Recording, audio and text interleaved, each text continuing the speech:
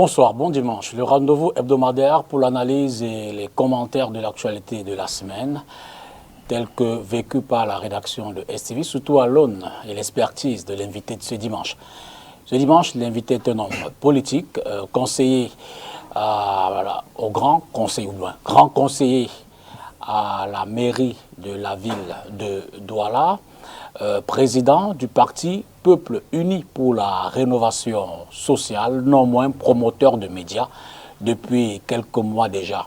Vous l'avez certainement deviné, Serge Espoir Matomba est l'invité de ce dimanche. Bonsoir, bon dimanche, Serge. Bonsoir, Monsieur Tongo, et bonsoir à vos millions de téléspectateurs. Merci d'être des nôtres.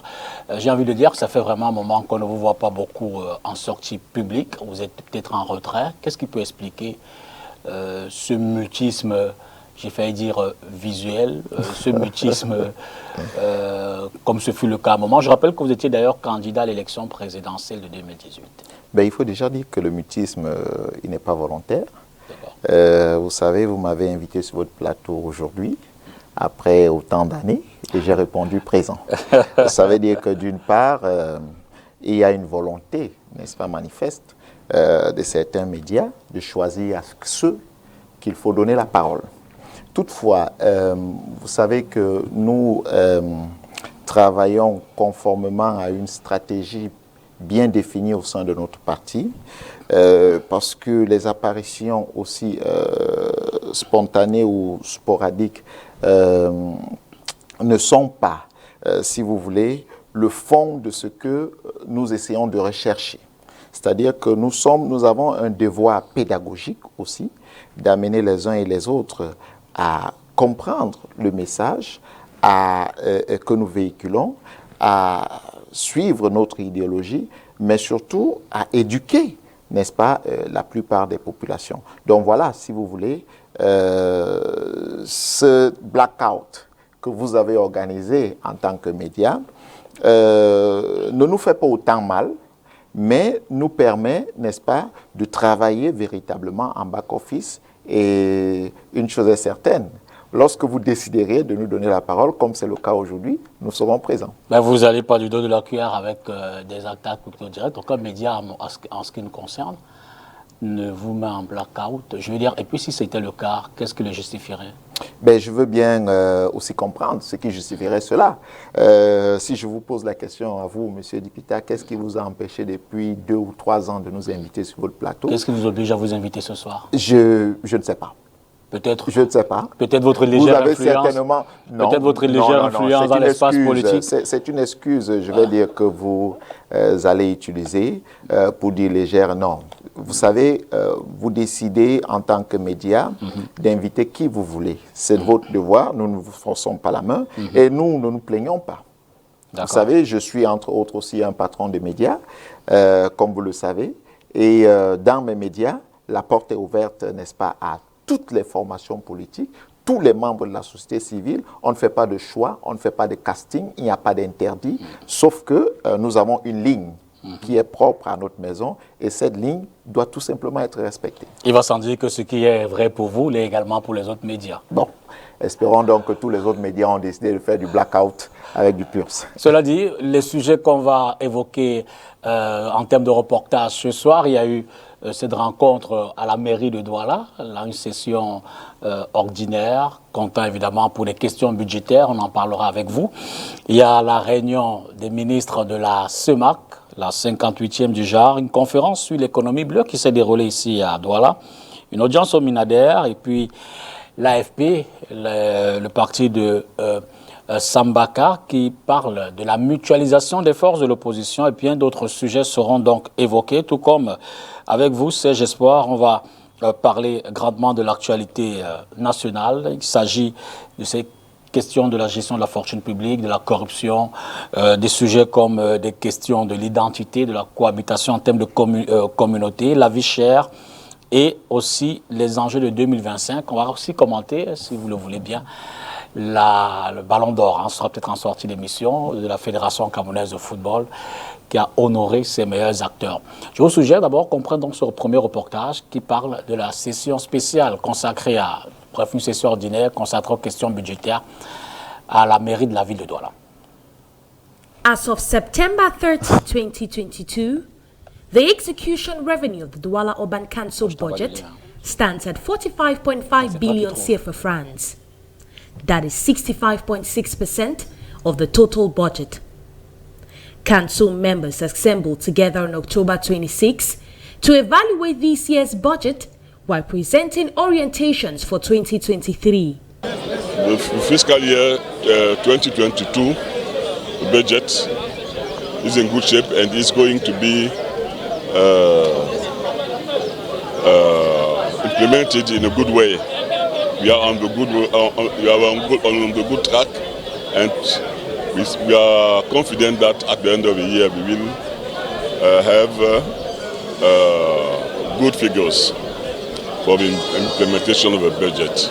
The over 70 billion CFA francs voted at the start of the year was used in financing priority projects linked with economic development and sanitation. The second term of the council was about the future, what we want to do next year. And we want to improve the roads, we want to improve sanitation, and we want, first of all, to improve public transportation systems. We have a project BRT that will start next year. The improvement of road network will enter full swing in 2023. High-end buses will be purchased so as to ease movement. Health and cultural projects are also under review. Aside of that, the council also adopted some resolution about the management of Palace of Culture here in Douala in partnership with Ngondo. We have also we are going to improve the support that we give to Lakentini Hospital, that will improve significantly the services of Lakentini Hospital. The council hopes to use this last quarter of 2022 to meet up with all the objectives set. 2023 projects will be revealed by December. Voilà, donc peut-être un commentaire sur ce premier sujet. Vous êtes grand conseiller à la mairie de la ville, je le rappelle. Oui, je suis non seulement grand conseiller, je suis président de la commission jeunesse, sport, culture, solidarité et loisirs. Il faut dire que là, on faisait l'évaluation de l'exécution du budget au 30 septembre. Et puis, les orientations budgétaires, n'est-ce pas, de l'année à venir. Il faut savoir que le travail qui est fait aujourd'hui au niveau de la mairie de la ville doit pouvoir porter, les fruits de ce travail doivent être visibles dans la ville de Douala. Vous avez pu voir qu'on a augmenté la subvention, n'est-ce pas, attribuée à l'hôpital Lakentini, parce qu'on avait une subvention de 100 millions qu'on donnait à l'hôpital Lakentini. Cette subvention est montée à 210 millions. Tout ça pour permettre, n'est-ce pas, à Lakentini, à cet hôpital-là, de se déployer, d'être véritablement au service des populations de la ville. Vous savez que les difficultés aujourd'hui que les populations rencontrent sont généralement liées beaucoup plus aux problèmes de santé. Et elles se plaignent d'arriver généralement à l'hôpital et de ne pas avoir les soins immédiatement. Les hôpitaux aussi qui, ma foi, utilisent du matériel qui n'est pas donné gratuitement, doivent généralement les acheter. Et les donner gratuitement pose un énorme problème ou un préjudice plus tard à ceux-là qui veulent bien ou alors qui ont la possibilité de payer. Donc il faut donc ces facilités-là. Et c'est ce que au niveau de la mairie de la ville, le maire de la ville essaye de voir et bien d'autres. Vous savez que il y a quelque temps, il y a une régie des routes aussi qui a été créée. Les problèmes de route, n'est-ce pas, que nous vivons à Douala, trouveront certainement pour la plupart des solutions, en dehors de celles qui ont déjà trouvé des solutions, trouveront des solutions très bientôt. Vous savez que la mairie de la ville est en train de se doter d'un matériel important pour les travaux de route. Il y a aussi une régie foncière. Il y a autant de choses qui sont faites de ce côté-là. Mais je crois que, en dehors de ce qui est visible présentement, la ville aura un meilleur visage avant la fin de notre mandat. Vous êtes confiant? Très confiant. Parlons donc des questions d'ordre national, notamment autour de la fortune publique, de la corruption, l'expertise ou l'audit sur les lignes 94 et 65, logées dans les ministères au ministère des Finances et au ministère de l'Économie. Vous dites, comme certains, chasse aux sorcières ou bien nécessité fondamentale de voir clair dans l'assainissement des fonds publics? Ben, je dirais déjà que c'est une aberration. Vous ne pouvez pas être ordonnateur et contrôleur en même temps. Vous savez, ce qui se passe avec l'audit de ces lignes, c'est comme si vous demandez à celui qui utilise l'argent de contrôler ce pourquoi il a utilisé l'argent. Ces contrôles, si vous voulez, cet audit devrait être fait par un organisme privé ou externe. Donc, on ne peut pas être à l'intérieur et contrôler. Deuxièmement, on ne nous parle pas clairement, on ne nous dit pas, si vous voulez, l'origine de la création de ces lignes. Parce qu'avant de nous amener vers quelque chose qui voudrait bien avoir une explication, on devrait nous dire pourquoi ces lignes ont été créées. Vous savez que ces lignes ne datent pas d'aujourd'hui. Pour gérer des situations ces lignes ne datent pas d'aujourd'hui. imprévues. C'est généralement ce qu'on appelle la caisse noire. Et à l'époque du président Ahidjo, bon, les gars, ils se distribuaient cela entre copains et autres. C'est ce qui s'est rappliqué pendant le mandat du président Biya. Vous savez, ce n'aurait été les déboires, n'est-ce pas, d'un groupe de médias que peut-être peu de gens ne sauront pas l'existence de ces lignes-là. Et si on veut parler de la gestion de la fortune, et même avant même de sortir de là, il n'y a pas que ces lignes. S'il faille auditer, n'est-ce pas, la gestion de ce type de ligne, si on va à la SNH, il y a des lignes beaucoup plus importantes de ce côté-là, avec des montants beaucoup plus importants. Mais on n'en fait pas cas. Donc ça veut dire que la volonté ici n'est véritablement pas de combattre la corruption ou la mauvaise gestion. Et moi, je prends ça, si vous voulez, pour un fait divers. Je vais vous le dire pourquoi.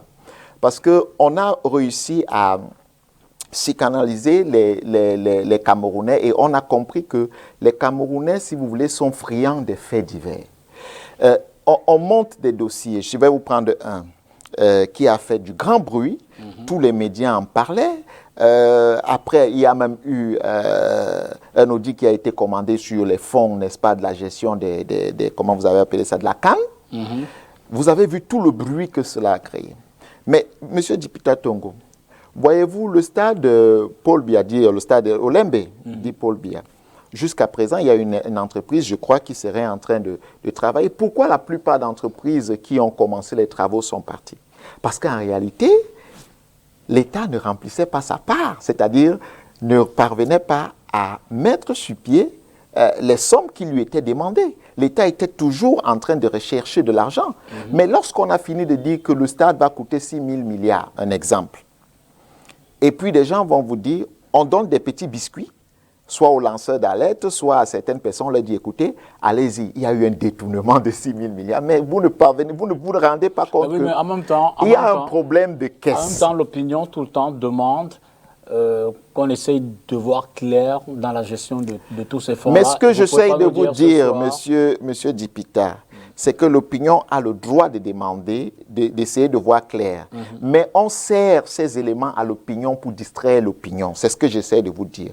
Aujourd'hui, vous savez par exemple qu'on a besoin tous les mois de 110 milliards pour payer les salariés. Et l'État cherche pratiquement tous les mois près de 10 milliards pour compléter la paye. Ça veut dire qu'on a un problème de fonds, un problème de caisse réel. Mais lorsqu'on a fini de dire ça, on vous dit carrément que, bon voilà, il y a eu un vaste détournement de 6 000 milliards dont on ne peut pas vous prouver véritablement, mais on a fait exprès de balancer cela et d'occuper l'opinion. Lorsqu'on a fini, il y a l'audit qui est réalisé, on se rend compte plus tard que, prenez pour le cas du stade Japoma, l'entreprise qui a construit le stade est en train de demander près de 10 milliards à l'État du Cameroun et l'État du Cameroun ne parvient pas à payer. Donc, c'est pour dire que ce sont des sujets qui sont certes importants, mais qu'on utilise pour occuper les Camerounais pendant que des vrais sujets passent en dessous. lorsqu'on sort de cela, on vous sert le sujet du vaste détournement de la Covid. On a même pris certains ministres, on a jeté en pâture. Quand on va fouiller, vous allez interroger les ministres, vous allez discuter avec certaines personnes. La plupart des gens vous disent, mais je n'ai même pas reçu des fonds. Bon, on s'est basé peut-être sur la répartition du Premier ministre pour dire que voilà, tel montant était affecté à tel ministère, tel. La plupart d'entre eux vous disent, on n'a pas reçu d'argent. Mais qu'est-ce qui se passe donc? Ça veut dire qu'on a compris comment les Camerounais fonctionnent. Et entre-temps, vous avez M. Biya qui a été élu en 2018, qui a prêté serment. Un mandat fini, nous ne sommes pas en train de questionner sa gestion. C'est-à-dire qu'on nous amène autour de l'entourage de M. Biya, c'est-à-dire il y a des petites guerres qui sont créées en interne de façon exprès pour occuper l'opinion. Et on nous éloigne des questions réelles du devenir de la nation et de la gestion même de la nation. Après cette histoire de Covid, qu'est-ce qu'on vous a sorti? Ligne 65, ligne 94. Là, on vous parle. L'origine de la création de ces fonds, c'est laquelle, M. Dipita? Maintenant, on vous dit qu'on audite. On décide d'auditer, c'est-à-dire celui qui ordonne est celui encore qui vient faire l'audit. Mais il y a un problème. Et l'opinion prend cette histoire. On va vous dire, bon, il y a 10 000 fonctionnaires. Vous ne croyez pas la démarche qui est faite? Écoutez, vous ne croyez pas... si on veut combattre la corruption, ce n'est pas de cette façon-là. Si comment? Ce n'est pas de cette façon-là. Premièrement, si vous voulez combattre la corruption, ce n'est pas aussi difficile. Prenez le fichier des contribuables au Cameroun. On voit qui est contribuable, qui ne l'est pas. Allez au cadastre, au domaine. Essayez de poser des questions sur le comment plusieurs personnes font pour avoir ce type de domaine, connaissant les salaires qu'ils ont. C'est-à-dire, vous n'avez pas besoin de beaucoup. Vous n'avez pas besoin de beaucoup. Il y a des jeunes qui ont été nommés à certains postes dans le gouvernement. Je prends par exemple le cas du directeur général des impôts. Vous avez vu, il a limité la casse au niveau des impôts en numérisant pratiquement tout dans son domaine. Quand vous allez à la CNP, vous allez voir que de ce côté-là aussi, on a réussi à numériser et la casse est pratiquement limitée. Mais dans d'autres ministères ou directions, on fait exprès de vouloir entretenir le flou et entretenir la corruption. Ça veut dire qu'on peut lutter contre la corruption, mais on ne veut pas lutter contre la corruption au Cameroun. Ce qu'on fait là, c'est du populisme. C'est dire aux gens, voilà ce qui se passe, c'est pour ça que le pays ne marche pas. On éloigne les gens de la véritable réflexion, M. Dipita. Et il faut donc que les Camerounais se rendent compte que cette distraction doit s'arrêter. Aujourd'hui, nous pouvons faire un bilan à mi-parcours de M. Biya. Qu'est-ce qu'on dira? Il y a eu les fonds Covid, il y a eu les stades Olembe, il y a eu... Et vous voyez qu'on ne va jamais indexer M. Biya parce que à ce niveau-là, il est le seul qui ne gère rien.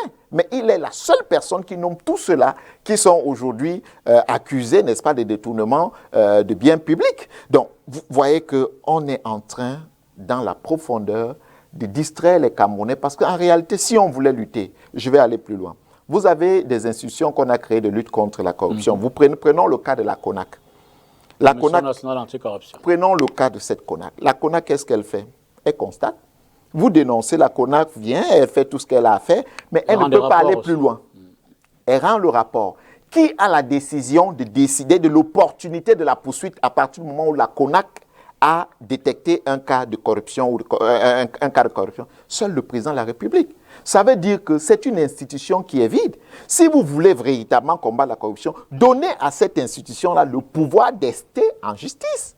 Vous avez une chambre de comptes qui est là. Depuis toujours, nous avons demandé qu'elle devienne une cour des comptes. Mais si vous n'avez que des institutions de lutte contre la corruption qui ne peuvent que constater, et seul le président de la République peut décider de l'opportunité de poursuite, ça veut dire que vous avez un problème, M. Dipita Tongo. Ça veut dire que vous ne voulez pas combattre la corruption. Ça veut tout simplement dire que vous décidez de l'entretenir. Qu'est-ce qui est fait au niveau de l'éducation même pour combattre la corruption? Qu'est-ce qui est fait à ce niveau-là? Donc, M. Dipita, je voudrais bien croire que ce qui se passe est tout simplement une grosse et bonne distraction pour éviter, n'est-ce pas, aux Camerounais de se rendre compte de l'évidence. Nous avons des sérieux problèmes de caisse. Comment stopper la corruption au Cameroun? Écoutez, il ne faut pas passer par 4 chemins. Vous avez d'abord besoin d'avoir un homme à la tête de l'État qui veut arrêter ce fléau. Lorsque vous avez cet homme-là, vous commencez par votre système éducatif. D'abord, il y a des lois qui existent. Il faut tout simplement les appliquer. Si vous commencez déjà à appliquer ces lois, vous verrez que la corruption va forcément diminuer. Et des capacités, nous en avons au Cameroun. Des hommes capables, n'est-ce pas, de mener à bien des projets et stopper la corruption. Au niveau de l'éducation, j'ai pris ici des exemples. Je vous ai parlé de la Chambre des comptes qui peut devenir la Cour des comptes. Je vous ai parlé de la CONAC qui peut avoir, dont ses capacités peuvent être renforcées. Donc, stopper la corruption n'est pas, on n'a pas besoin de magie. On ne va complètement pas arrêter la corruption. Je ne dis pas qu'on fera on aura un bâton magique qui va nous permettre d'arrêter définitivement la corruption. Mais au moins, à 98%, on pourra résoudre. Qu'est-ce qui nous empêche, M. Djipita Tongo, aujourd'hui, de numériser, par exemple, l'administration publique? Qu'est-ce qui nous empêche? Parce que, voyez-vous, lorsque les citoyens doivent être au contact des agents publics, généralement, qu'est-ce qui arrive? Bon, oui, on doit vous donner, vous devez payer telle amende, mais si vous donnez ceci, si vous faites ceci, si vous faites cela. Aujourd'hui, quand vous allez voir, regardez par exemple notre douane, on peut dire que des choses s'améliorent aussi de ce côté-là. Il y a un progrès, parce qu'il y a 5-6 ans, vous saviez que ceux à qui on ne parlait pas fort au Cameroun, c'était des douaniers. Mais aujourd'hui, ils sont véritablement en difficulté. Donc, il y a des efforts qui sont faits, mais ces efforts qui sont d'ailleurs à saluer, mais on peut mieux faire. D'accord. On va prendre le deuxième reportage de ce soir qui nous conduit cette fois-ci à Yaoundé dans le cadre d'une rencontre des ministres de la CEMAC en session ordinaire. Reportage Olivier Boziko. Cette 38e session ordinaire du Conseil des ministres de l'Union économique de l'Afrique centrale est principalement consacrée à l'examen et l'adoption du budget de la communauté au titre de l'exercice 2023. Selon les premiers indicateurs, ce projet de budget laisse transparaître une baisse par rapport à celui de l'année 2022.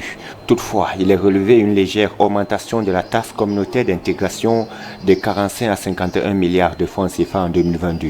Il s'agit donc pour les ministres de l'Union économique de l'Afrique centrale de tabler avec réalisme sur les prévisions de ressources compatibles avec les priorités arrêtées par les instances communautaires au cours de ces travaux dirigés par le président du comité inter-État.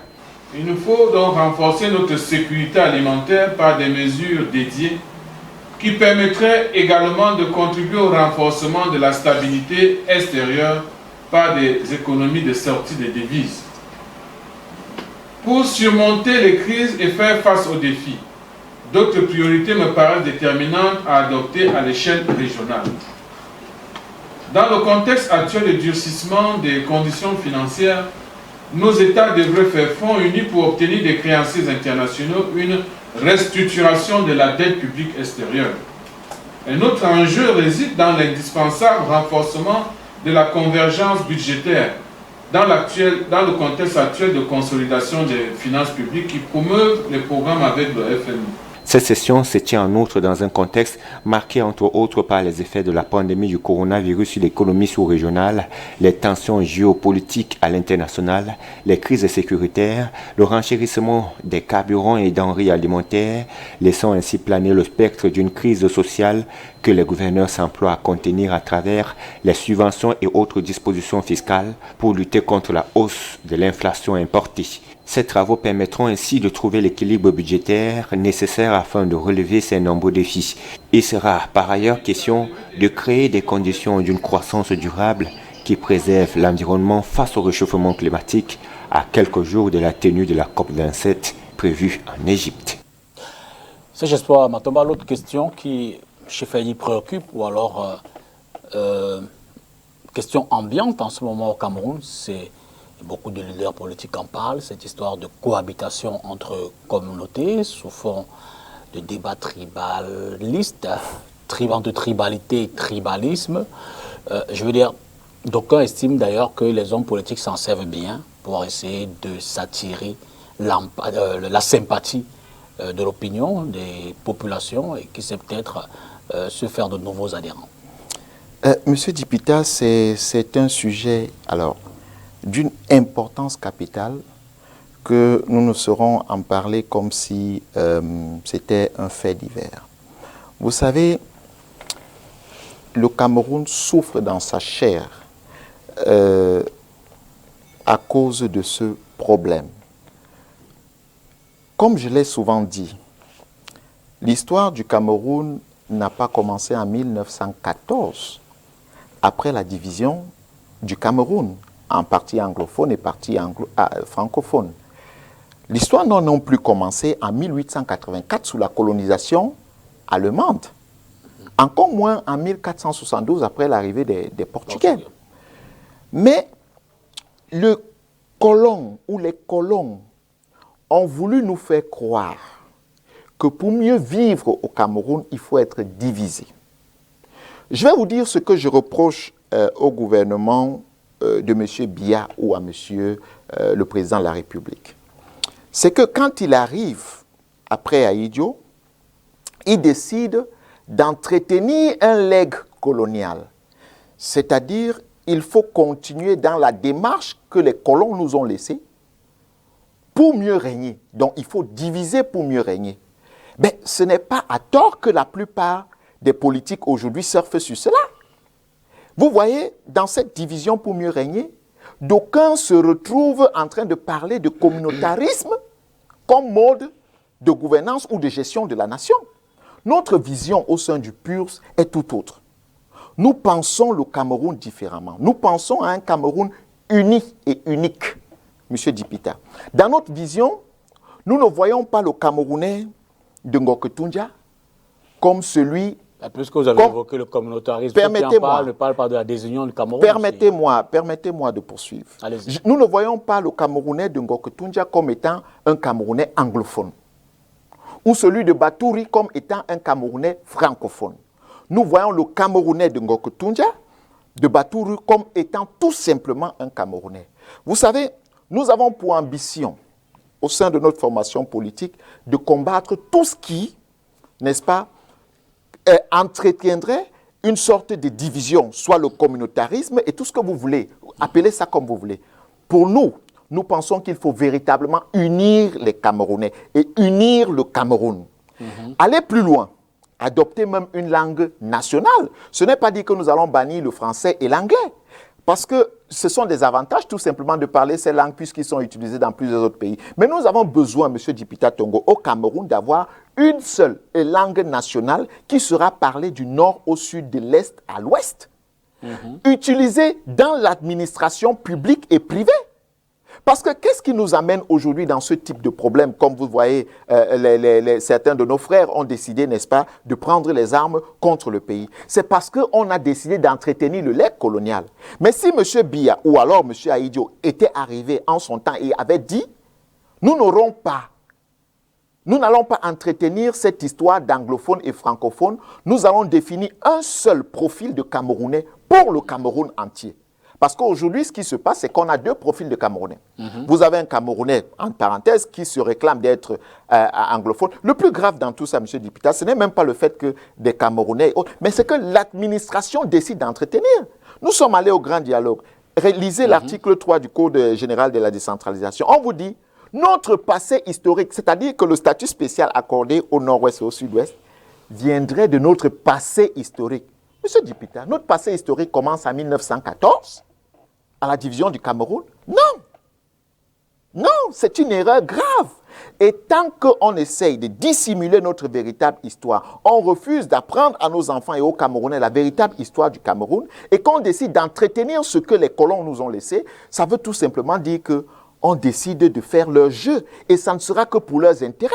Aujourd'hui, il est question pour nous. Est-ce que vous n'êtes pas là dans un beau discours médiatique? Écoutez, je ne suis pas dans je suis dans une vision. Écoutez, M. Dipita. Je veux dire que tout à l'heure, je faisais remarquer qu'en réalité, c'est davantage les hommes politiques. Vous voyez que nous ne surfons pas là-dessus. Nous ne surfons pas là-dessus. Ça veut dire que ceux qui y sont, d'ailleurs pour la plupart, ce sont ceux qui pensent que c'est la France qui va venir leur mettre ici au pouvoir, ou bien les États-Unis ou d'autres pays. La plupart de ceux qui le pensent, qui pensent entretenir, n'est-ce pas, cette division pour mieux régner, sont ceux qui sont dans ce schéma-là. Nous, au sein du PURS, nous ne pensons pas ainsi. C'est pour cela que nous pensons d'un Cameroun, nous parlons d'un Cameroun uni. Que vous soyez à Bouéa, à Ekondo Titi de l'autre côté, ou que vous soyez à Maga dans l'extrême nord, ou à Yingui, ou encore à Ndikimneki, que vous vous dites tout simplement, Je suis Camerounais et je suis fier d'appartenir à ce territoire. Là, vous saurez pourquoi vous allez vous battre véritablement. Parce que jusqu'à présent, M. Dipita, si je vais même revenir dans le passé, vous savez que l'État du Cameroun a été créé pratiquement en 1957, pas par les Camerounais encore. Parce qu'en réalité, même si on va nous dire que la première constitution date de 60, ben les Camerounais ne se sont jamais assis réellement pour créer un État. Non, ils ont hérité d'un État. Qui a donc créé cet État-là dans lequel nous vivons?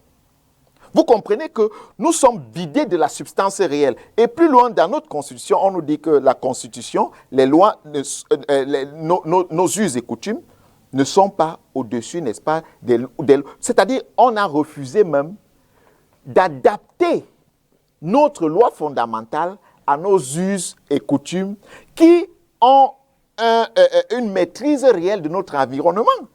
Vous voyez, là, nous vivons dans un autre environnement et nous sommes surpris par les dégâts. Nous sommes surpris par la division. Nous sommes surpris par la montée du tribalisme. Nous sommes surpris par la petitesse de certains hommes qui doivent surfer. Bien évidemment. Il faut aller plus loin. Comme je suis en train de vous le dire, M. Dipita, il faut arrêter tout ça. Comment? Il ne suffit pas de le dire. Ben, il faut arrêter ça.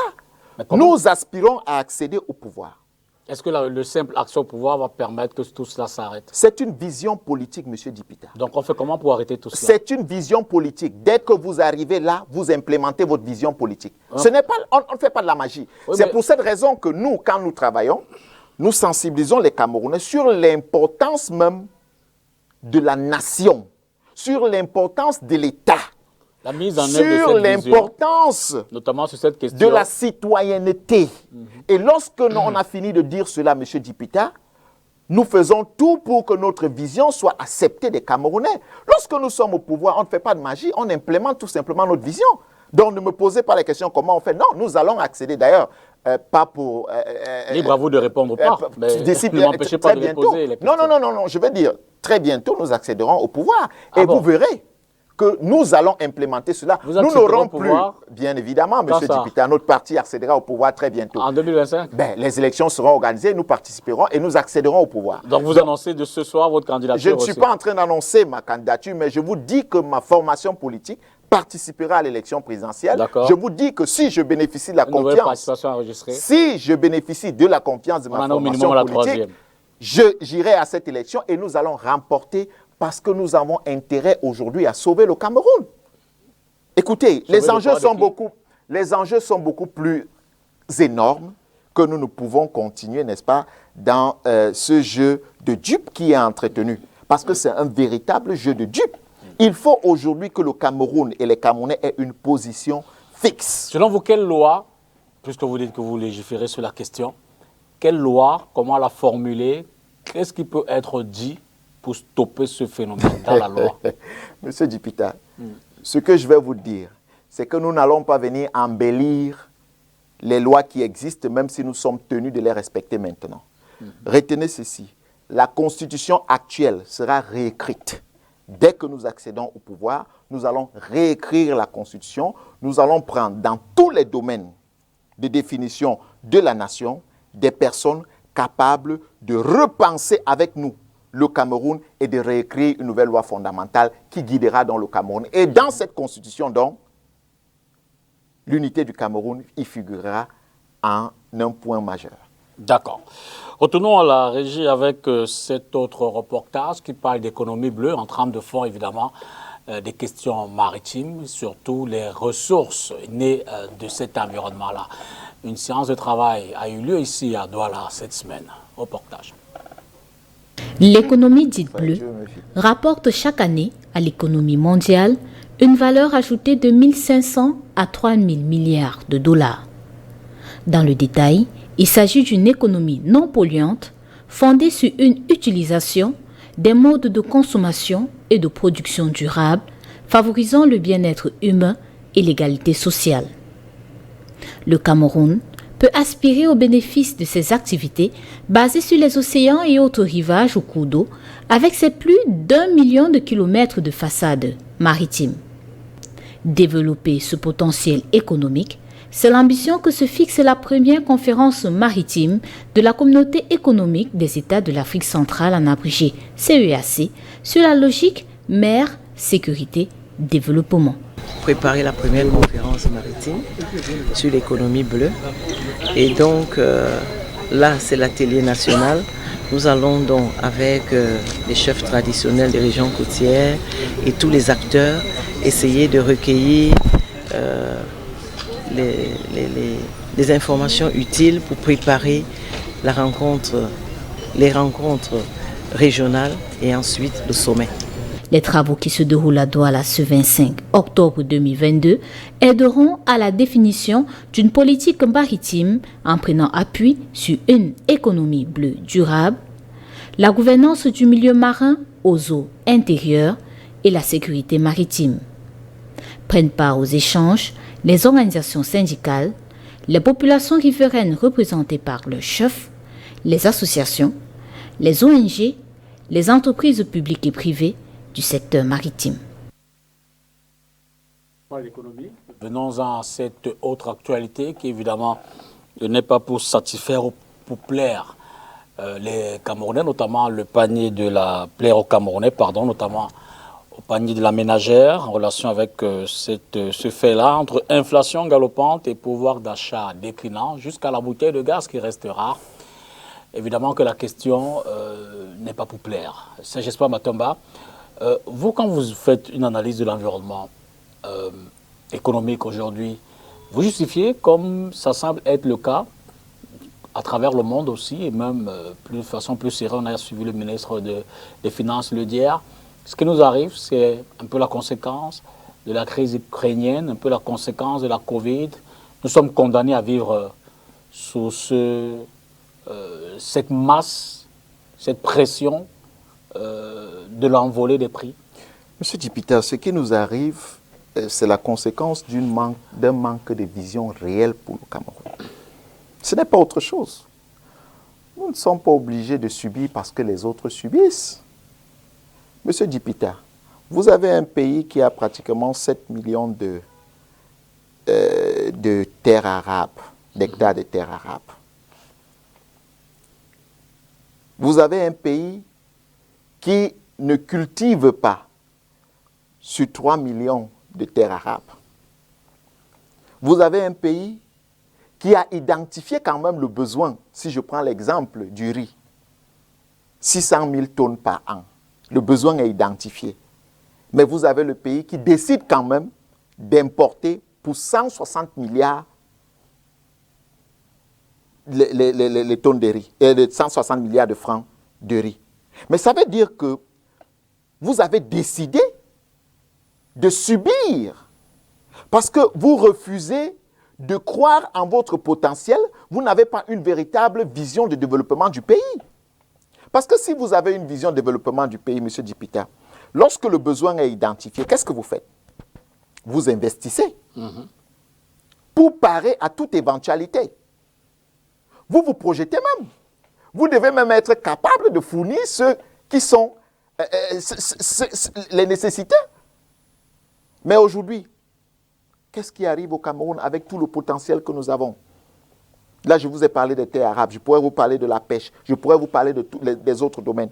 Et je pourrais vous les donner avec des chiffres, M. Dipita. Ça veut tout simplement dire, écoutez, ça veut dire qu'il y a un problème de vision.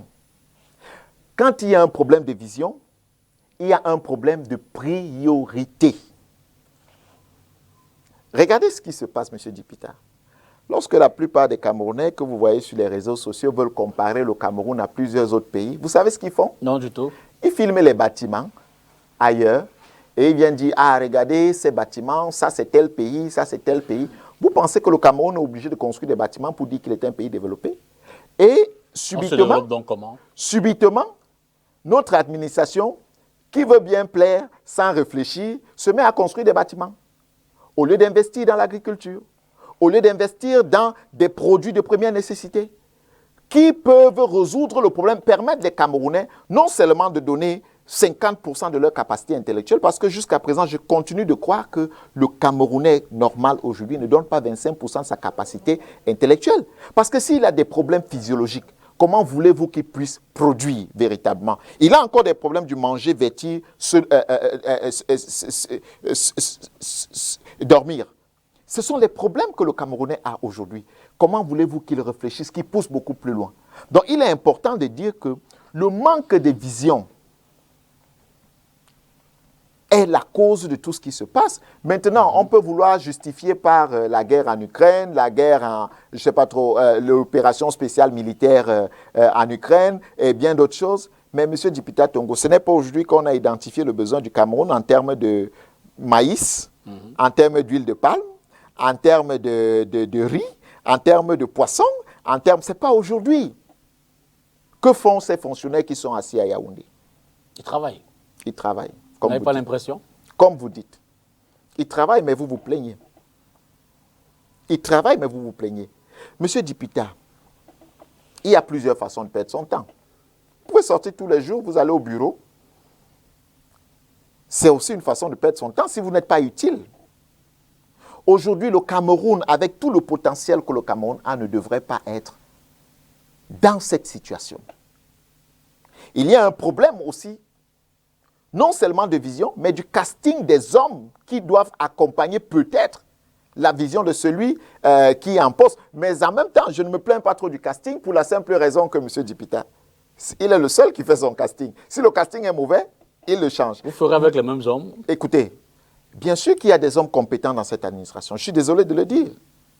J'en ai cité quelques-uns, il y en a. Il y a des hommes compétents, mais qui ne peuvent pas librement s'exprimer, qui n'ont pas le pouvoir. Parce qu'en réalité, tout doit être décidé du haut, au palais des tout-dits. Vous comprenez? C'est-à-dire, on vous nomme, vous êtes le produit d'une signature, mais pas plus. Vous jouissez de l'article 2, pas plus. Qu'est-ce que vous faites? Vous voulez ne serait-ce que arranger une route, on vous dit non, il faut d'abord, prenons même le cas de la décentralisation, si on veut parler de cela. Et c'est d'ailleurs l'un de vos... Si on veut parler de cela. Et je le dis, nous faisons partie de ceux qui militons, qui avons milité, et nous continuons à militer pour la décentralisation réelle. Mais les gens vont nous faire un procès d'ici 5 ans, ou d'ici 3 ans. Ils vont dire, vous avez voulu la décentralisation, voilà qu'on vous l'a donné, mais qu'est-ce qui se passe? En réalité, on est véritablement... Quand vous êtes comptable du choix... Écoutez, du nous assumons le choix de la décentralisation. Nous assumons. Mais ce que nous demandons, c'est que les collectivités territoriales décentralisées aient le pouvoir. Qu'on donne aux collectivités territoriales le pouvoir véritablement. Si je vous prends un exemple, c'est M. Dipita. Savez-vous que même pour un simple recrutement au sein des... Je prends l'exemple, par exemple, de la mairie de la ville, il faut l'autorisation du ministre de la décentralisation. Et là, on vous parle de décentralisation. J'ai pris un exemple simple qui serait même un exemple banal. Je ne parle pas de d'autres dossiers, de d'autres types de dossiers. Les populations doivent être gérées par les hommes qu'elles ont choisis. Et ces hommes doivent rendre compte à ces populations. Quand les populations finissent de vous choisir et que vous dépendez encore d'une signature qui viendrait de quelque part, qui n'a rien à voir avec le choix de ces populations. Vous imaginez le compte rendu que vous ferez à la population, et la population vous fera un procès. Donc, M. Dipita, pour revenir à cette question de vie chère, je crois pour ma part que des choses sont faisables. D'accord. Et les conditions des Camerounais peuvent s'améliorer. Il faut aujourd'hui, d'une façon ou d'une autre, investir véritablement dans la production locale. Il faut encourager la consommation des produits locaux, M. Dipita. Et il est important de dire, lorsque vous avez des banques comme la banque des PME, qui, ma foi, peinent à survivre, je ne dirais pas à vivre, et quand vous dites que des gars s'amusent avec l'argent public, et pourtant on pouvait mettre cet argent-là qui pouvait aider plus d'un Camerounais, et plusieurs entrepreneurs, on ne le fait pas. D'accord. Quand vous voyez la banque de l'agriculture qui a été annoncée, nous attendons toujours, mais vous avez dans ces lignes de souveraineté ou ces caisses noires 65, 94, qui pouvaient être c'est-à-dire que l'approvisionnement, n'est-ce pas, de ces différentes banques. Mais vous allez vous rendre compte que vous avez des administrateurs à Yaoundé qui ont décidé tout simplement que ces choses ne marcheront pas. Mais pas parce qu'ils le veulent, mais parce qu'en réalité, ils rendent service en créant la dépendance du Cameroun au pays extérieur. Monsieur Dipita, comment vous expliquez qu'au Cameroun, le prix du pétrole, l'État se gonfle le torse en disant on ne va pas augmenter le prix parce que nous subventionnons le pétrole. Monsieur Dipita, vous savez la mafia qui se passe dans le pétrole là? Je vais vous expliquer un peu en quelques mots. Les marketeurs, c'est-à-dire ceux qui sont chargés d'acheter, de revendre le pétrole au Cameroun, doivent acheter le pétrole chez 2 ou 3 fournisseurs choisis par l'État. Le prix du marché, je vous prends un exemple. Si le prix du marché est à 400 francs, 400 $, celui qui revend, les fournisseurs choisis par l'État revendent aux marketeurs à 1000 francs. Ils sont choisis. C'est seuls ceux-là qui ont le droit de vendre le pétrole aux marketeurs camerounais et seuls à ceux-là que les marketeurs camerounais ont le droit d'acheter. Pourquoi on fait ce choix? Plus grave, lorsque le pétrole arrive, il y a autant de taxes de l'État. Parce que quand on vous dit que le pétrole est cher, ce n'est pas parce qu'on a acheté au prix du marché mondial à 400 $. C'est parce qu'en réalité, les taxes qui sont mises sur le prix augmentent le prix. Qu'est-ce qui se passe? On vous dit qu'on subventionne le pétrole. Regardez-moi, c'est-à-dire qu'une histoire qui fait rire. Mais s'il y a un problème de coût du pétrole au niveau mondial, c'est simple, M. Dipita. Si vous voulez subventionner le pétrole, baissez les taxes. Et les marketeurs maintiendront le même prix au Cameroun. Mais non. Vous trouvez que baisser les taxes là, il ne faut pas. Il faut sortir de l'argent des caisses de l'État pour donner aux marketeurs. Vous voyez l'escroquerie? Vous voyez de tout le monde font. Vous ne voyez pas l'escroquerie? Bah, vous m'expliquez, moi je n'y vois pas. Vous sortez donc de l'argent pour donner aux marketeurs en leur disant n'augmentez pas le prix. Mais attendez, on parle d'unicité de caisse. D'accord. Si l'État baisse certaines taxes sur les prix d'importation de pétrole, ça veut dire que les marketeurs peuvent maintenir le même prix. Tout simplement, l'État n'a pas l'obligation de choisir au niveau international, de dire aux gens, voilà ceux chez qui vous devez acheter le pétrole, uniquement. On va parler politique dans un moment. Le temps peut-être de liquider cet autre sujet autour de la banane camerounaise, notamment la banane plantain, à l'occasion d'une journée internationale qui va se dérouler à la fin du mois de novembre. Ce sera dans la région du Sud. À cet effet, une audience a eu lieu au ministère, au MINADER, le ministère de l'Agriculture et du Développement rural, en compagnie des acteurs de cette activité-là. Suivez plutôt. Les villes d'Ebolova et Vangan, dans la région du Sud, accueilleront du 30 novembre au 2 décembre prochain la première édition de la Fête internationale de la banane plantain, organisée par les principaux acteurs de la filière. À quelques jours du kick-off, le président du Conseil régional du Sud, à la tête d'une forte délégation comprenant les membres du bureau du Conseil et le maire de Vangan, grand bassin de production de la banane, plantain et cacao, sont allés à la rencontre du ministre de l'Agriculture et du Développement rural. Nous l'avons remercié pour avoir accepté de parrainer cet important événement qui est l'organisation de la première rencontre internationale des acteurs de la filière de la banane plantain au Cameroun et en Afrique. Nous avons passé en revue les problèmes liés à l'organisation de cette manifestation. Nous avons profité également de cette occasion pour lui proposer un accord cadre entre le MINADER et le Conseil régional du Sud en termes de collaboration pour booster davantage l'agriculture dans le Sud et peut-être arriver à une sorte de constitution d'un guichet unique ou une plateforme de synergie d'action entre les différents acteurs institutionnels qui concourent au développement rural dans la région du Sud. En réponse, le ministre Gabriel Mbaye-Robé a garanti à ses hôtes un accompagnement du MINADER pour faire de cette collaboration l'un des leviers sur lesquels le gouvernement s'appuiera pour réussir le passage à une agriculture de seconde génération. La région du Sud abritera ainsi un autre événement agricole majeur, 11 ans après le dernier comice agropastoral en 2011. En politique, cette semaine, l'Alliance des forces progressistes, le parti que préside Cyril Sambaka, a tenu à donner une conférence de presse à Douala. Conférence de presse qui était en fait l'occasion d'appeler à une forme de mutualisation des partis politiques de l'opposition en vue de l'élection présidentielle ou alors des élections qu'il y aura en 2025. Reportage.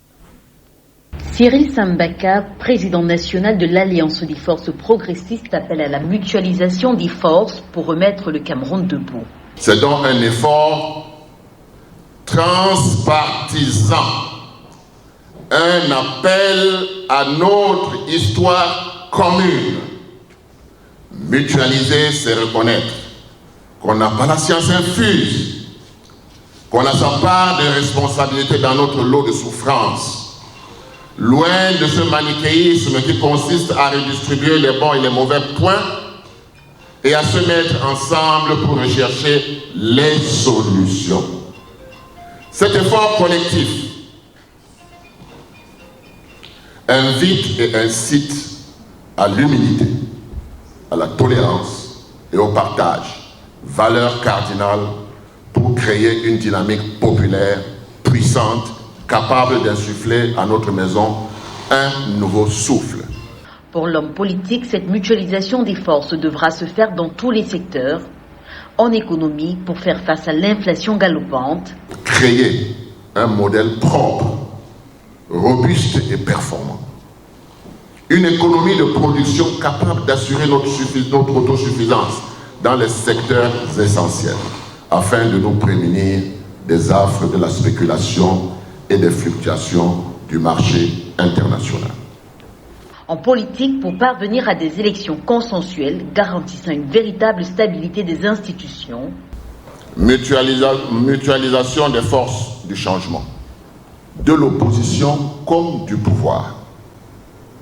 De l'opposition comme du pouvoir, afin de parvenir à une réforme du code électoral actuel, plus de transparence aux élections, une mise en application de l'article 66 de l'actuelle Constitution pour limiter l'enrichissement illicite des fonctionnaires, une réécriture de notre Constitution conforme aux aspirations du peuple camerounais, y compris la modification de la forme de l'État. Je dois vous rappeler que l'AFP est pour le fédéralisme. L'éducation, la culture, la sécurité avec les crises dans les régions du nord-ouest et du sud-ouest font également partie des points saillants contenus dans le programme politique de l'AFP. L'AFP s'engage à poursuivre son objectif de mutualiser les Camerounais dans le but de trouver une solution durable à nos problèmes suivant le plan d'action suivant. À court terme, nous organiserons une campagne d'adhésion massive à notre formation politique, permettant à tous nos compatriotes qui se reconnaissent en nos idéaux de gagner nos rangs pour un changement positif de notre pays. Nous envisageons une communication de proximité auprès des Camerounais d'en bas, ceux-là qui sont la véritable image de notre pays et qui peuvent seuls dire exactement dans quelle direction aller. Face à la presse ce mercredi, le parti dirigé par Cyril Sambaka, l'Alliance des forces progressistes, a présenté son projet politique pour le Cameroun, projet dont la substance est bâtie autour du rassemblement des forces d'alternance. Serge Espoir Matomba, la mutualisation des forces de l'opposition, est-ce une thématique qui vous parle? Bien évidemment, vous savez que nous avons toujours parlé de mutualisation des forces. Ça ne date pas d'aujourd'hui, ça ne date pas de 2018, c'est depuis toujours. Nous parlons de mutualisation de forces. Et la question, en fait, le problème de fond, c'est qu'est-ce qu'on met dans la mutualisation de forces. Parce que le tout n'est pas de dire que les forces politiques comme de la société civile doivent s'asseoir et puis doivent se mettre ensemble pour aller prendre le pouvoir. Encore qu'il faudrait qu'on définisse ce qu'on met ensemble. Parce que, voyez-vous, je vous l'ai dit tout à l'heure, la plupart de ces partis politiques, pour la plupart, ils pensent qu'il faut entretenir ce legs colonial, c'est-à-dire maintenir le Cameroun à l'état actuel, juste aménager certaines choses. Et pourtant, le Cameroun est arrivé à un niveau où il faut complètement une cassure. Il faut fermer la page passé et réouvrir une nouvelle page pour les Camerounais. Complètement. Et nous nous inscrivons donc dans cette vision-là. C'est-à-dire celle de croire que, au lieu qu'on continue dans l'entretien de ce qui est fait par le pouvoir actuel, qui a, ma foi, démontré ses limites, parce qu'il y a des choses qui sont faites, nous ne pouvons pas dire que rien n'est fait, mais il faut passer à une autre étape. Maintenant, quand on parle de mutualisation, je veux bien. Est-ce que c'est une mutualisation qui visera donc à entretenir les Camerounais dans une sorte de communautarisme? Ou alors, c'est quand nous allons nous asseoir en tant qu'acteurs que nous allons véritablement définir le cap et que nous allons nous dire, nous suivons ce cap. Je crois que la liberté qui a permis, n'est-ce pas, la création de plusieurs formations politiques ne doit pas nous rendre à la fin des partisans d'un théâtre ahurissant pour le peuple. Nous devons mettre un peu de sérieux dans ce que nous faisons. Parce que lorsque nous disons au peuple, nous allons vers le peuple, nous disons voici ce que nous voulons. Nous le voulons pour ceci. C'est-à-dire nous définissons véritablement le cadre. Il faudra que, au ressorti, que notre idéologie même soit claire. Parce que vous n'allez pas me dire que moi, Serge Espoir Matomba, je vais être ce président qui demain ira rendre compte à la France, ou alors ce président dont la France... une expérience, je veux dire, en 2018, de ce rapprochement de l'opposition, même si ça n'a pas forcément été... Écoutez, nous avons tout fait en 2018 pour qu'il y ait ce rapprochement. Nous ne sommes pas justement entendus sur des questions de fond. Comme lesquelles? Comme par exemple ce que je suis en train de vous dire présentement. Nous ne sommes pas entendus sur des questions de fond. Quand moi je pense que la monnaie, par exemple, du CFA, si je prends un exemple, n'est pas une monnaie qui doit continuer à être utilisée dans notre pays, que nous pouvons passer à une autre étape. Certains vont te dire, bon, écoute, notre problème présentement n'est pas un problème de monnaie. Lorsque je pense que notre problème est un problème d'éducation fondamentale, qu'il faut reformer complètement l'éducation au Cameroun, des gens vont vous dire, non, nous avons des problèmes plutôt économiques. Vous voyez? Donc, il y a tous ces aspects. Et lorsque je vais vous dire que non, nous avons d'abord un problème avec notre environnement, qui nous renvoie à notre culture. Et là, si nous n'avons parvenons pas à résoudre ce problème, les autres problèmes ne trouveront pas de solution. Mais dès lors, quel est le schéma idéal, des gens vous diront... éventuellement, pour mettre, à défaut de mettre, encore que c'est peut-être pas envisageable, pour mettre plusieurs partis politiques, notamment ceux qui semblent compter, ceux qui ont un ancrage vraiment poussé. Monsieur Dipita, c'est quoi le projet mettre plusieurs partis ensemble? C'est quoi le projet? Ben, je vous renvoie la question. Ben, c'est à vous que je pose, puisque c'est vous qui posez la question. Je vais vous dire quelque chose, monsieur Dipita. Et là, nous tombons, je ne vais pas m'exclure, hein, c'est-à-dire nous tombons dans la facilité. En 2011, et c'est à ce niveau que le RDPC est très malin. Excusez-moi de citer le nom de ce parti, mais c'est le parti qui est au pouvoir. C'est le parti qui est au pouvoir. Le RDPC est très malin. En 2011, il nous a servi quelque chose de terrible pour l'élection du président Biya. Il a dit, je cite le RDPC, nous devons lutter contre l'ingérence. L'étranger veut absolument que le président Biya parte. Et les Camerounais qui sont fiers, qui sont patriotes, doivent se battre pour que M. Biya ne parte pas. Il y a eu un lever du bouclier. Tout le monde disait... Le RDPC l'a dit en 2011 ? Écoutez, c'était pour l'élection de 2011. C'était ça, le véritable thème de leur campagne. Souvenez-vous bien. En 2018, vous savez ce qu'ils ont sorti dans leur mallette? La coalition des forces de l'opposition. Et ils l'ont sorti entre 2016 et 2017. Ils ont sorti ça de leur mallette. Ils ont dit au peuple, si l'opposition ne s'unit pas, ils ne pourront pas vaincre le RDPC. Ce discours a été entretenu par vous, les hommes des médias, par les acteurs politiques eux-mêmes. Vous en avez après les hommes des médias. Non, pas du tout. Vous n'allez pas non plus. Pas du tout. Par les hommes politiques eux-mêmes qui n'ont pas compris non plus que nous mettre tous les mots de la société sur la tête. Stratégiquement, c'était bien pensé pour montrer la faiblesse des hommes politiques à s'asseoir ensemble et à s'associer. Et les populations se sont dites, oui, s'ils ne se mettent pas ensemble, vraiment, ça ne vaut pas la peine de voter. Mais, M. Dipita, ces pays que nous copions, quand vous allez suivre les débats politiques de ce côté-là, ou bien vous suivez l'actualité politique de ce côté-là, vous entendez trop cette histoire de mutualisation ou de coalition? Est-ce que vous entendez? Pourquoi vous voulez imposer ce débat aux Camerounais au lieu de dire aux Camerounais ou à chaque formation politique, mettez en évidence votre projet. Allez convaincre les Camerounais. Mais il arrive souvent, puisqu'on prenait l'exemple. Monsieur Dipita, laissez-moi chuter. Laissez-moi chuter. Je vous relance juste. Vous pensez qu'il n'existerait pas au Cameroun un parti, qui puisse convaincre les Camerounais de lui accorder les suffrages et que ce parti renverse le RDPC? Il en existe. Alors, il faut laisser ce discours qui voudrait que vous puissiez amener les Camerounais à croire que sans une coalition, il n'y aura pas de victoire contre le RDPC. Ne laissez pas croire que vous vendez l'illusion. Non, monsieur Dipita. Mais je le dis parce que ça fait quoi, 30 ans qu'on est revenu, une trentaine d'années qu'on est revenu au multipartisme. Quel type de multipartisme dont vous parlez? Prenez-le comme vous voulez. Toujours est-il que le RDPC ne va pas changer les lois pour vous faire plaisir. Mais qu'est-ce qui s'est passé en 92, puisque nous parlons donc du retour au multipartisme? Monsieur Dipita, qu'est-ce qui s'est passé en 92? Donc il est important aujourd'hui. Je place ma question, vous permettez? Allez-y. Donc je dis, vous avez demandé tout à l'heure, est-ce que vous pensez que les partis politiques peuvent se remettre ensemble sur la mutualisation? D'abord, je voudrais faire remarquer que dans la démocratie, puisque vous avez pris cet exemple, au deuxième tour, par exemple, de la présidentielle. Là, vous parlez deuxième tour. De la présidentielle. Vous parlez deuxième tour, où il n'y a que 2 candidats. On voit une forme d'appel. Il n'y a que 2 candidats. On voit une forme d'appel. Il n'y a que 2 candidats. Il faut préciser que lorsqu'on a une élection à un tour. Chez nous, il n'y a qu'une élection à un tour. Est-ce qu'un appel, est-ce qu'une forme de regroupement des partis politiques ne serait pas un avantage pour prendre le dessus sur le parti au pouvoir qui semble bénéficier du divisé pour mieux régner? Monsieur Dipita, c'est un avantage. Je ne dis pas que ce n'est pas un avantage. Mais ce que je dis, c'est que vous donnez plus de force au parti au pouvoir qu'il en a. C'est ce que j'essaie de vous dire. Dans tous les cas, les chiffres... Non, laissez les histoires. Monsieur Dipita, les chiffres des élections... je suis en train de vous dire...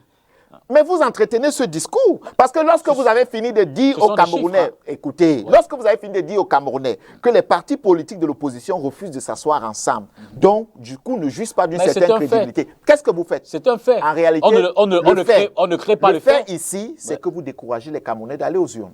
Le fait ici, vous dites aux Camerounais, permettez-moi, M. Dipita. Vous n'êtes pas en train de relancer. Non, je vous relance. J'ai l'impression que vous faites un débat avec moi. Vous voulez donc qu'on dise aux Camerounais, les partis politiques sont assis ensemble pour aller aux élections, alors que ce n'est pas le cas? Ce que vous devez dire aux Camerounais, M. Dipita, qui reste dans votre rôle, c'est que voilà, les partis politiques, nous avons donné l'opportunité de présenter leur projet. Ils présentent et faites votre choix. Vous ne devez pas dire aux Camerounais que s'ils ne s'unissent pas, ça veut dire qu'ils ne jouissent pas d'une crédibilité. Je crains pour votre média. Non, mais je vous le dis. On fait un constat. Non. Vous n'êtes pas... Monsieur Dipita. C'est un fait. Monsieur Dipita. C'est un fait. Monsieur Dipita. C'est un fait. Monsieur Dipita. On constate. Monsieur Dipita. Oui, je vous écoute. Vous êtes dans une nation. Vous êtes un média. Exact. Vous êtes un média. Exact. Votre rôle, c'est lequel? Vous en avez un également. J'en ai. Notre rôle, c'est lequel? C'est de dire les faits. Les faits, c'est lesquels? Les faits, c'est que les partis politiques au Cameroun ont du mal à se mettre ensemble. Ils sont obligés? Non. Montrez-moi la loi qui dit que les partis doivent se mettre ensemble. Vous êtes dans le commentaire. Non. Je vous le dis donc. Montrez-moi la loi ou les tests qui disent que les Camerounais doivent se mettre ensemble. Je vous laisse le commentaire. Ce que vous faites là, ce n'est pas le... C'est j'espère. Non. Je vous laisse le commentaire. Monsieur Dipita, vous êtes en erreur. Je vous le dis. Non, on ne peut pas être en erreur. Si vous êtes en erreur, vous ne faites pas un constat. Si les textes disaient... Permettez-moi, si les textes disaient que les partis politiques ont obligation de se mettre ensemble, là, vous ferez le constat. Les textes disent-ils le contraire? Les textes ne le disent pas. Mais alors, laissez-nous constater. Pourquoi vous constatez? Vous constatez ce qui n'est pas dit? Mais c'est un fait. Le fait lequel? Mais le fait que les partis politiques ne sont pas ensemble. Permettez-moi de peut-être je vais vous relancer. Non, c'est pas vous qui relancez. C'est moi qui relance ici. Par contre, le RDPC... Le constat est fait à partir de ce qui est dit, qui est écrit. Ce n'est pas ce que vous pensez. Le RDPC montre bien qu'il est en mutualisation. Le RDPC a la NDP. Le RDPC a le FSNC. Le RDPC a un ensemble de partis politiques autour de lui. Montrez-moi les tests. Il est en mutualisation pour son candidat, le MDR. Montrez-moi le test qui dit... Mais ce n'est pas interdit. Montrez-moi le test qui dit aux Camerounais... Aucun test ne dit le contraire. Mais si le test ne le dit pas... Et même si le test le dit, que le test le dit... Laissez les partis faire la promotion de leur projet. Vous serez... Laissez les partis faire la promotion de leur projet. Vous serez un président bien... Je serai un bien président... compliqué avec les libertés. Non, pas bien compliqué. Monsieur Dipita, vous serez un président bien déjà je vais vous le dire. Oui. Ça, tenez-vous tranquille. Ça, je peux vous le dire. Je peux l'affirmer. Je serai pour la censure. Mais je comprends pourquoi certains de mes confrères ne sont pas prêts à vous faire venir. Non, mais dites-donc, laissez ce sujet. Parce que si vous ne me faites pas venir, ce n'est pas à cause de la censure. C'est justement à cause de ce que vous avez dans votre différentes têtes. Monsieur Dipita, je vous le dis encore. Si c'est pour promouvoir le discours de la censure... Monsieur Dipita, les textes doivent être tout simplement appliqués. Je suis d'accord. Ce que vous me dites là, ce n'est pas l'applicabilité des textes. Vous me dites que vous faites un constat à partir de quelque chose. Quel est le texte qu'il demande, qui interdit que les partis politiques se mettent en mutualisation? Il n'y a aucun texte qui l'interdit, mais aucun texte ne l'oblige. Ça veut dire que vous n'avez pas un constat à faire là-dessus. Laissez les partis politiques... comme Sambaka qui posent la question sur la table... Nous-mêmes, nous avons posé la question. Mais il n'y a aucune obligation... je vous le dis encore, il n'y a aucune obligation pour les partis de se mettre ensemble. Personne n'a dit le contraire. Monsieur Dipita, vous savez, dit le contraire. Quand vous créez un parti politique, vous savez que c'est une loi qui crée les partis politiques au Cameroun. La loi de 90. La loi de 90. Mais vous avez vu quelque part où on vous dit là que vous êtes tenu de vous mettre ensemble avec d'autres partis? Mais quelque part, on n'interdit pas non plus. Et je vous ai pris le bel exemple. Arrêtez donc de faire des constats. Je vous ai pris le bel exemple. Lequel? On constate que le RDPC en mutualisation pour l'élection présidentielle avec le MDR, l'ANDP, le FSNC, l'UNDP qui porte la candidature du président Biya. Ben, si on fait ce constat... C'est une stratégie qui est propre, écoutez, c'est une stratégie qui est propre au RDPC. Exact, vous me retrouvez sur le chemin. Ne l'imposez pas. Personne n'impose rien du tout. Au parti de l'opposition au point de faire un constat. Bon, monsieur Dipita, allons-y donc, puisque vous voulez qu'on en discute. Lorsque moi, Matomba... Mais n'oubliez pas que c'est moi qui pose des questions. Permettez-moi, je ne vous pose pas des questions. D'accord, allez-y. Lorsque moi, Matomba, je dis je ne voudrais pas du communautarisme au Cameroun. C'est-à-dire ces regroupements. Aujourd'hui, vous avez des Bassars qui demandent la région Bassar. Demain, vous aurez les Banen qui vont demander la région Banen. Après, demain, vous aurez les Bamoun qui vont demander la région Bamoun. Et autant de choses. Les gens vont finir par demander les régions. Donc, on est dans un spectre de division totale. Lorsque moi, je dis, ce n'est pas la vision que nous devons avoir pour le Cameroun. D'autres disent, allons vers cela. Lorsque je dis, notre monnaie, la monnaie utilisée présentement est un frein au développement de notre pays. D'autres disent, cette monnaie ne me pose pas de problème. Et vous dites, monsieur Dipita, que nous devons nous asseoir ensemble. Nous devons aller au combat ensemble pour construire le Cameroun sous quelle vision? Sur quelle vision nous devons construire ensemble? Je vous pose la question. Donc il faut comprendre que chaque formation politique, monsieur Dipita, a un projet. C'est les points de convergence qui peuvent amener les uns et les autres à s'asseoir. Je suis parfaitement d'accord avec vous. Alors, si vous n'avez pas... N'empêche donc que... Si vous n'avez pas des points de convergence, vous ne pouvez pas vous asseoir. C'est clair. Bon, alors, vous avez des gars qui vont vous dire que nous sommes de la gauche, d'autres de la droite, on ne sait même pas trop ce que ça veut dire. Ben, et vous dites que non, asseyez-vous quand même ensemble pour que ça puisse aller. Et j'y ajoute d'ailleurs à votre vin.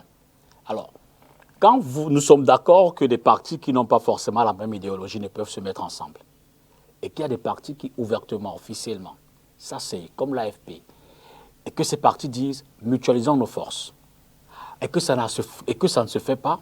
Ce n'est pas condamnable l'appel de Sambaka. Non, je ne condamne pas, au contraire. Je veux dire, non, moi non plus, je ne condamne pas. Laissez-moi poursuivre. Allez-y. Et qu'à la fin de la journée, nous constatons que malgré l'appel d'un parti comme l'AFP, les partis politiques de l'opposition ne sont pas ensemble, vous n'allez pas nous faire un procès. Monsieur Dipita, l'appel est un autre. Non du tout. Monsieur Sambaka a le mandat sur les autres partis politiques. Non du tout. Mais pourquoi vous constatez quoi? On constate. C'est-à-dire que quand nous, on a fini de dire que modifier le code électoral, comme on l'a fait depuis. Justement permettez-moi, lorsque nous l'avons fait, j'ai appelé personnellement au sortir de la présidentielle tous les leaders qui étaient à la présidentielle et même ceux qui n'y étaient pas. Je leur ai dit, l'occasion nous est donnée présentement de nous battre pour la modification du code électoral parce que nous sommes en position de force. Nous avons l'opportunité parce que la pression, le parti au pouvoir a la pression de son côté et il forcément cédera. Vous savez ce que les partis m'ont répondu? Non du tout. Ben, ce n'est pas notre agenda maintenant. Nous sommes occupés. Vraiment, monsieur Matomba, faites-le. Vous avez vu. Serez-vous prêt à faire permettez-moi, monsieur Dipita. Dipita, laissez-moi finir. Si vous ne me laissez pas finir, je suis dans votre émission en train de vous rendre... Seriez-vous prêt pour 2025 à faire d'autres rapprochements avec certains partis? Bien évidemment que je ferai des rapprochements avec des partis. Bien évidemment. Ou alors, quels en seraient les axes? Écoutez, les axes sont clairement... Je pense que j'ai clairement... j'ai étalé certains axes qui vont motiver notre rapprochement avec des partis. Je l'ai fait ici. Donc, ce n'est pas une histoire de... C'est purement d'abord une question... avec le RDPC et votre parti? Monsieur... Envisageable? C'est impossible, impensable. Pour la simple raison que le RDPC est à gauche, complètement. Bon, si vous voulez l'expression à droite, nous sommes complètement à gauche. complètement à gauche. Le RDPC, lui, décide d'entretenir ce qui se passe là. D'ailleurs, c'est ce qu'il fait depuis. Et il se rend lui-même compte que son entretien de ce qu'il se passe a des limites. Nous allons venir continuer parce qu'on veut continuer à entretenir. Monsieur Dipita, nous venons pour briser toute cette dynamique-là. Et mettre sur pied une nouvelle dynamique. Je suis d'accord là avec vous lorsque vous dites que nous ferons la censure. Non, ce n'est pas la censure que nous ferons. Ce sera la rigueur, la véritable rigueur. Ça, c'est ce que je voudrais que vous puissiez savoir et noter. Et puis, rien n'exclut. C'est liberté d'expression, liberté rien d'association. n'exclut. Parce que nous allons redéfinir, permettez-moi, nous allons redéfinir le mode de gouvernance. Rien ne nous dit que nous allons continuer dans cette histoire qu'on a appelée démocratie que nous avons embrassée. Ah. Monsieur Dipita. Vous avez limité le nombre de partis politiques. Monsieur Dipita, ce n'est pas ce que j'ai dit. Ce que je dis, c'est que rien ne garantit que nous allons continuer dans cette histoire de démocratie que nous appelons démocratie et que nous appliquons très mal, qui ne répond pas aux réalités de notre environnement. Donc ça, vous allez nous ramener à la dictature. Dites ce que vous voulez, mais dans notre projet, vous sortirez ce que nous ferons, ce que nous allons appliquer comme modèle de gouvernance. C'est quoi? C'est quel modèle, la démocratie au moins? Je vous le laisse de découvrir. Vous lisez très bien. Sachez-le déjà que ces libertés-là, les Camerounais jouiront de leur liberté totale. D'accord. Ça, c'est une évidence. Nous n'allons pas restreindre les libertés, mais la rigueur s'appliquera. Nous allons redéfinir le mode même de gouvernance du Cameroun. Ça ne veut pas dire qu'on va prendre des Camerounais. Ça me semble un peu, si vous pouvez être un peu concret, dans la redéfinition, qu'est-ce que vous mettez? Qu'est-ce qui part, qu'est-ce qui vient, qu'est-ce qui est amélioré? Je mets la prise en compte de notre histoire. Je mets la prise en compte de notre environnement. Je mets la prise en compte de notre culture. Monsieur Dipita, lorsque j'ai mis tout cela ensemble, vous allez savoir comment est-ce que nos peuples, dans le temps, avant l'arrivée de ce que vous appelez aujourd'hui démocratie, là, étaient dirigés. Est-ce que ça marchait? La réponse est oui. Est-ce que ça marchait? La réponse est oui. Est-ce qu'on peut améliorer cela? La réponse est aussi oui. Ça veut dire que, tenez-vous tranquille, ce sera pour le bien des Camerounais et pour le bien du Cameroun, ce que nous ferons. C'est tout le mal que nous vous souhaitons, évidemment. Cela dit, on va parler sport. Hier, c'était une cérémonie que la Fédération camerounaise de football voulait exceptionnelle. L'opinion semble avoir aimé. Il s'agit évidemment de la récompense des meilleurs acteurs du football camerounais à travers la cérémonie du Ballon d'Or camerounais. Et Marou Souaibou de Coton Sport de Garoua a donc reçu ce précieux prix. On a sélectionné pour une dizaine de minutes quelques extraits de cette cérémonie que nous proposons de suivre et puis derrière un petit commentaire de Serge Espoir Matomba. Finalement, je suis toujours en danger, partout où je me trouve.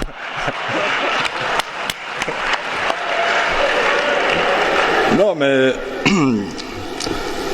c'était en 94, ma première sélection, et j'arrive, on était logé à Clairefontaine. Lorsqu'on arrive en stage et on nous présente le meilleur buteur de Châteauroux qui devait arriver, et c'était qui? C'était Patrick Mboma. Et nous, on arrivait du Tonnerre. On nous dit c'est le meilleur buteur du championnat. On dit mais ce monsieur, il doit faire ce que nous on ne sait pas. Et on nous a demandé de nous présenter. Ben on s'est présenté. Chaque joueur s'est présenté.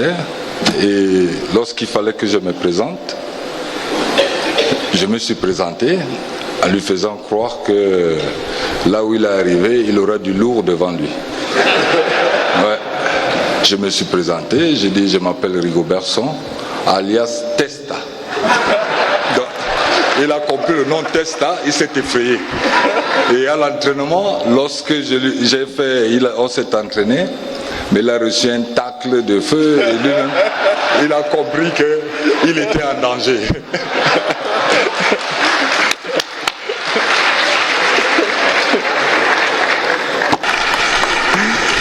Je voudrais dire que être ministre, c'est juste une question de décret présidentiel. Mais être Samuel Eto'o, c'est un talent.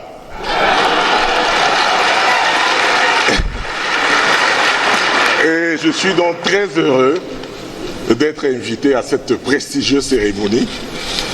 Et je suis surpris qu'on m'appelle, qu'on m'honore et qu'on me nomme pour désigner Coton Sport de Garoua.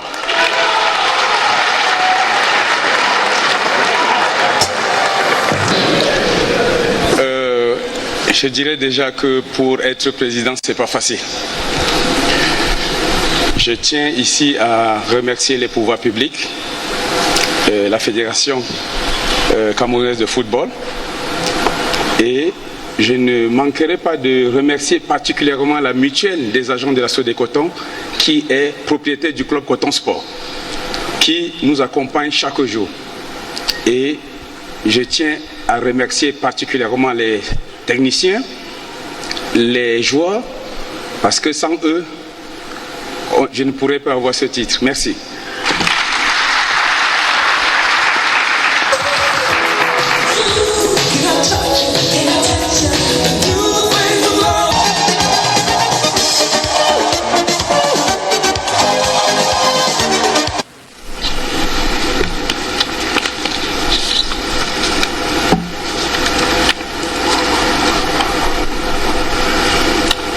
Le Grand Prix spécial du développement du football camerounais est pour son Excellence, Monsieur le Président de la République, Monsieur Paul Biya.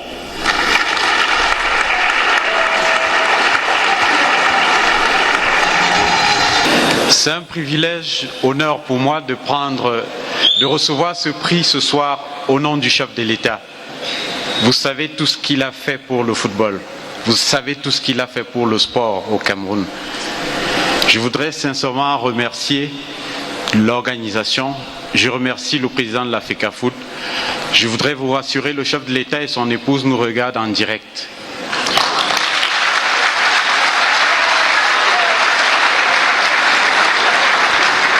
Comme il a toujours suivi, écouté et regardé tous les événements sportifs, il regardera le match des U23 demain en direct.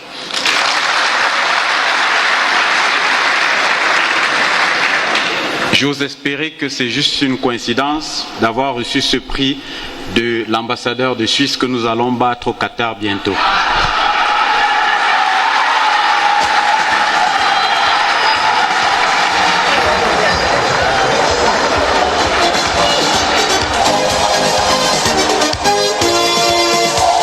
Officiel, oui. 4 ballons d'or, pas loin du ballon d'or européen. Moi, je pense que vraiment en 2006, s'il ne s'était pas blessé au mois de septembre, il aurait obtenu, même sans jouer la Coupe du Monde, ce ballon d'or. J'en suis persuadé. Merci, Magic. Merci. Merci. Et notre ballon d'or est Marou Saïbou.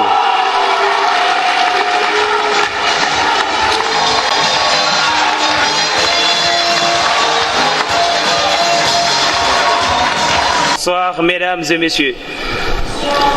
Je suis honoré de recevoir ce ballon d'or ce soir. Je profite de cette occasion pour adresser mes remerciements au président de la FECAFOOT. Monsieur le Président, permettez-moi de vous dire qu'on était dans le noir. Monsieur le Président. On était dans le noir.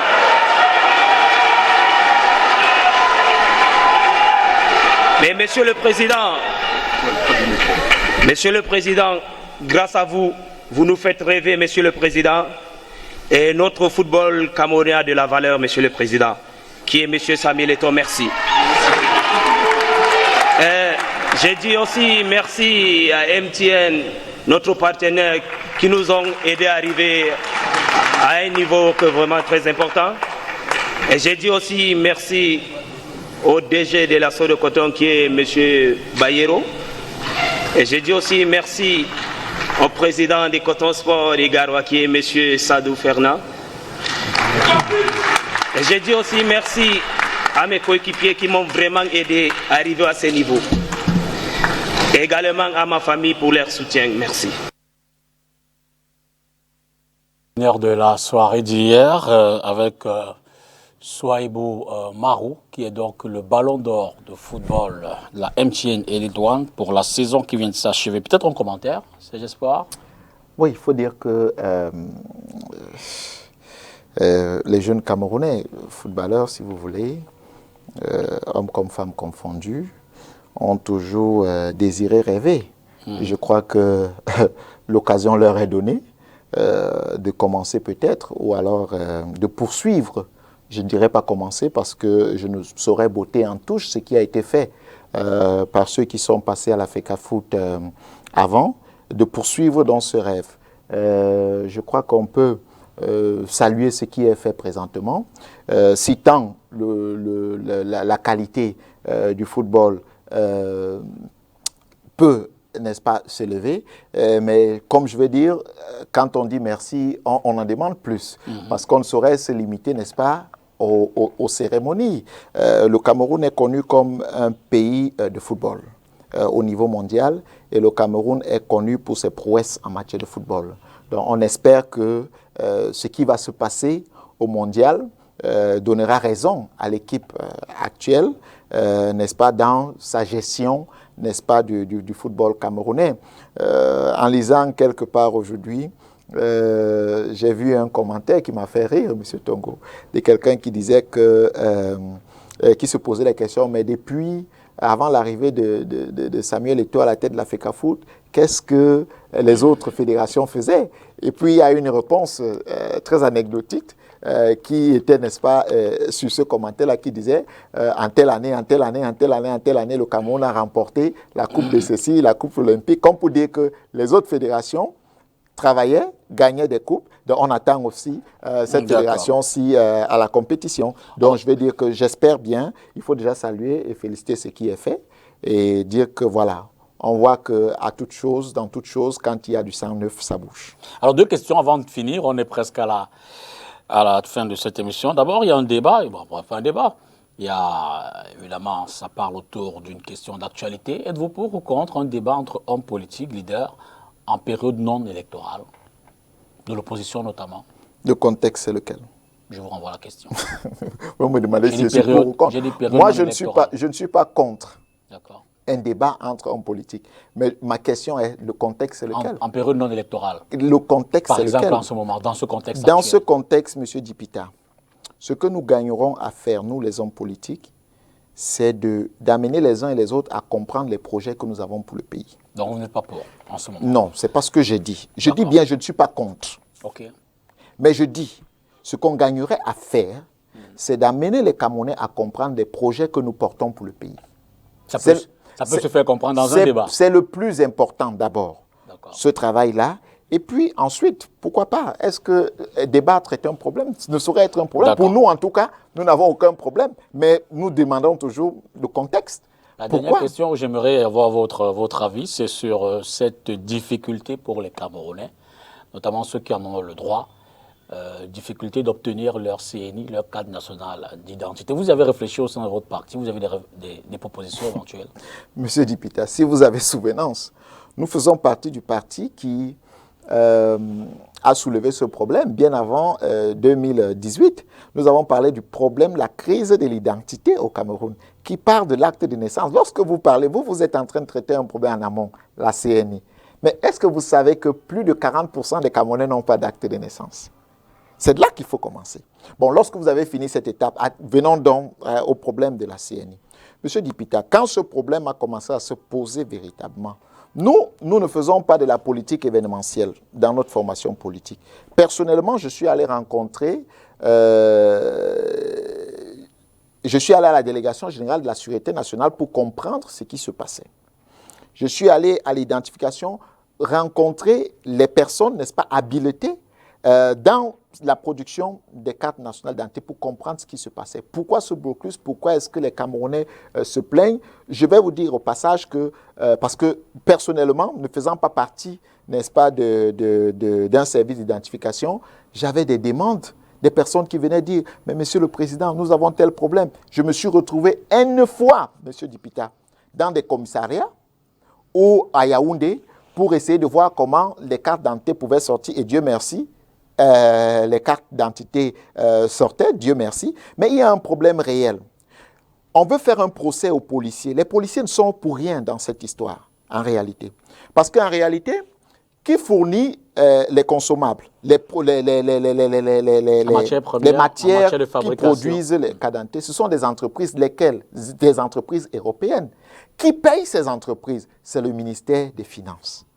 Quand les paiements ne sont pas réguliers, il est normal, de bon ton, que ces entreprises qui n'ont rien à voir avec votre pays, au niveau des paiements, qui ont tout simplement des problèmes, qui travaillent avec vous uniquement dans le cadre du business, décident de vous faire du chantage. Donc, il est normal qu'ils vous fassent du chantage. Mais, M. Dipita Tongo, je vais vous dire quelque chose.